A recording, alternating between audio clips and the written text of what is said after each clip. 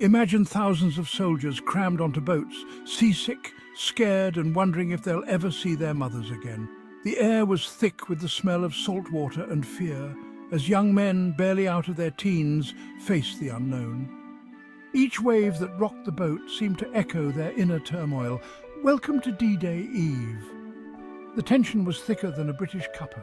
Nervous laughter filled the air, a fragile attempt to mask the dread that gnawed at their insides. Every chuckle was a lifeline, a desperate grasp at normalcy in the face of impending chaos.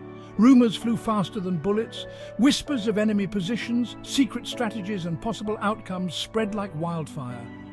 Each soldier clung to these snippets of information, hoping for a glimmer of hope or a shred of certainty in the fog of war. Was Hitler really that surprised? The Allied forces had planned meticulously, aiming to catch the Axis powers off guard. The element of surprise was their greatest weapon, and they hoped it would tip the scales in their favour. Did someone forget to tell the Luftwaffe it was party time? The German Air Force, usually so formidable, seemed unprepared for the onslaught that was about to hit them. Confusion reigned in their ranks, a small but significant victory for the Allies. Jokes, often dark, helped the troops cope. Gallows humour became a shield, a way to deflect the fear that threatened to overwhelm them. "If I don't make it, tell my wife I said hello," one soldier quipped, earning a round of uneasy laughter. "See you on the beach or in the obituaries." The soldiers knew the stakes, and humour was their way of acknowledging the grim reality without succumbing to it. It was a way to keep their spirits up, even as they faced the possibility of death. Humour, it turns out, is a pretty good defence against fear. It allowed them to bond, to find strength in each other, and to face the unknown with a semblance of courage. Laughter, even in the darkest times, was a reminder of their humanity. The night before D-Day was a potent mix of terror and nervous anticipation. Every creak of the ship, every whisper in the dark, seemed amplified. The weight of what was to come pressed down on them, but they held on to each other, drawing strength from their shared resolve. The fate of the world quite literally hung in the balance. Each soldier knew that their actions in the coming hours could change the course of history. It was a heavy burden, but one they were willing to bear for the sake of freedom. And some guys still found time to swap bad jokes. In the midst of all the tension, humour was a lifeline. Why did the Scarecrow win an award? Because he was outstanding in his field, one soldier joked, earning groans and chuckles. The resilience of the human spirit, eh? Despite the fear, the uncertainty and the looming threat of death, these soldiers found ways to keep going. Their laughter, their camaraderie, and their unwavering resolve were testaments to the indomitable human spirit. Operation Overlord, a name that echoes through the annals of history. Sounds like a villain from a bad superhero movie, right? But this was no fictional character. It was a code name for one of the most significant military operations ever undertaken.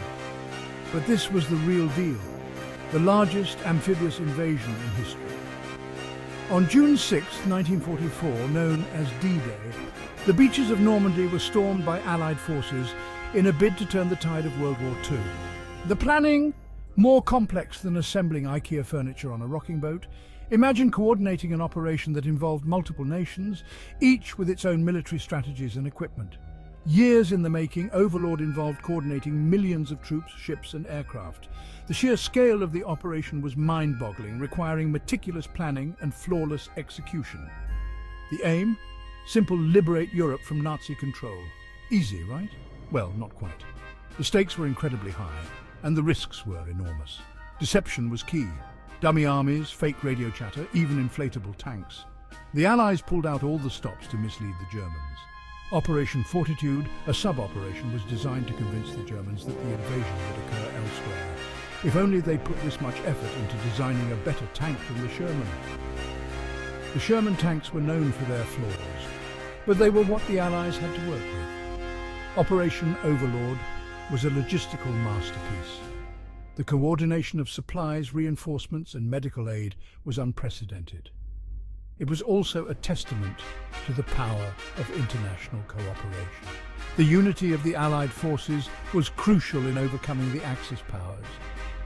And hey, any plan that involves inflatable tanks gets a thumbs up from me. These creative tactics not only confused the enemy, but also showcased the ingenuity and resourcefulness of the Allied forces. Not! June 6, 1944, H-hour arrives. Thousands of Allied troops surge from landing crafts and onto the beaches of Normandy. Their welcome? A hail of German bullets, mortars and artillery fire. Talk about a rude awakening.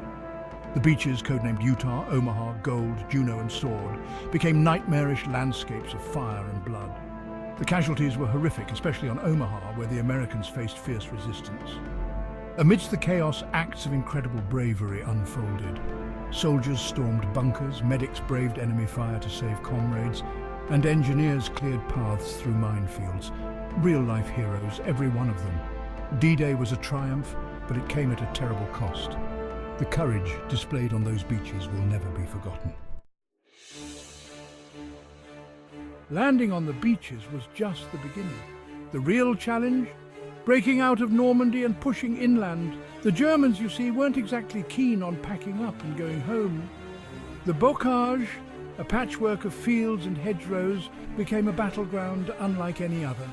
The hedgerows, some taller than a double-decker bus, provided perfect cover for German defenders. Tank warfare? More like tank obstacle courses. Progress was slow and bloody.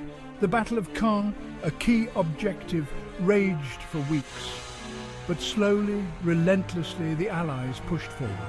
Every inch gained came at a cost. The liberation of Normandy was a brutal slog. But with every town and village liberated, the Allies edged closer to victory. Section 5. The big brass, more than just shiny hats. Behind every great battle, there's a bunch of guys in suits arguing over maps. These men, often seen in the background, were the masterminds behind the strategies that shaped the course of history. Okay, it's a bit more complicated than that. These leaders had to consider countless variables, from weather conditions to enemy movements, and make decisions that would impact thousands of lives.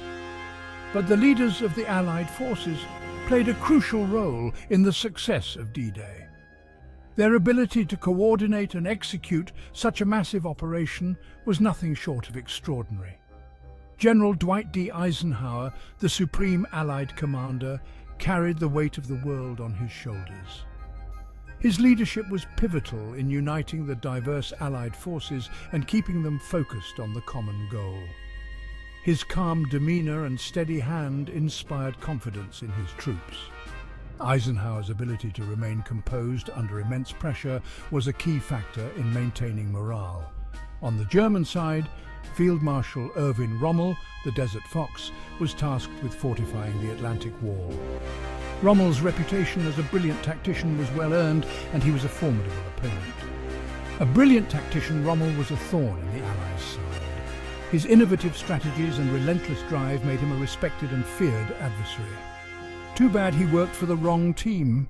Despite his talents, Rommel's efforts ultimately couldn't stop the Allied advance. These leaders, along with countless others, shaped the course of D-Day. Their decisions, both big and small, had a profound impact on the outcome of the invasion. They may not have all worn helmets, but their contributions were just as vital. The success of D-Day was a testament to their strategic brilliance and unwavering dedication. The legacy of these leaders lives on, reminding us that behind every great military victory, there are minds that plan, strategize, and lead with courage and conviction. Section 6. Heroes in the Shadows, Stories within the Story.